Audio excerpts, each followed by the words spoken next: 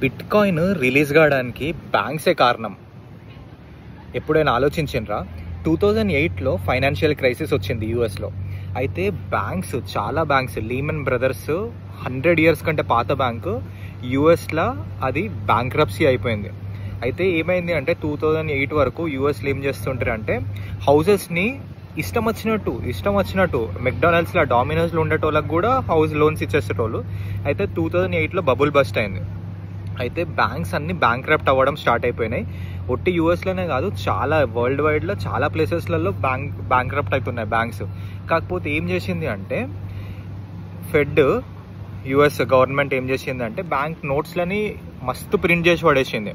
అయితే దీనివల్ల ఏమైంది అంటే బ్యాంక్స్ అన్నిటికీ ఆ నోట్లను ఇచ్చేసడంతో బ్యాంక్స్ మంచిగా అయిపోయినాయి. ప్రాబ్లం ఎవరికి అయింది అంటే కామన్ పీపుల్ చాలా ఎఫెక్ట్ అయినారు. ఆ టైంలో జనాలందరికీ బ్యాంక్స్ మీద నమ్మకం లేకుండా పోయింది. ఎందుకంటే లేని కరెన్సీని కూడా సృష్టించేసిండ్రు. అయితే దీనివల్ల 2008 క్రైసిస్ తర్వాత 2009 జనవరిలో బిట్ కాయిన్ రిలీజ్ అయింది. ఇది ఒక డీసెంట్రలైజ్డ్ కరెన్సీ.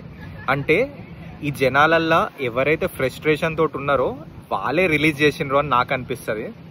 అంటే బ్యాంక్స్ మీద మొత్తం నమ్మకం లేనోళ్ళు డీసెంట్రలైజ్డ్ కరెన్సీలో ఇన్వెస్ట్ చేయడం స్టార్ట్ చేసిండ్రు. మళ్ళీ బిట్ కాయిన్ రిలీజ్ అయినప్పుడు అదే అన్నిటికంటే ఫస్ట్ క్రిప్టో కరెన్సీ. 21 మిలియన్ బిట్ కాయిన్సే ఉంటాయి. 21 మిలియన్ కంటే ఎక్కువ బిట్ కాయిన్స్ని సృష్టించరాదు. అయితే 21 మిలియన్లో ప్రజెంట్ అయితే 18 to 19 మిలియన్ సర్క్యులేషన్లు ఉన్నాయి.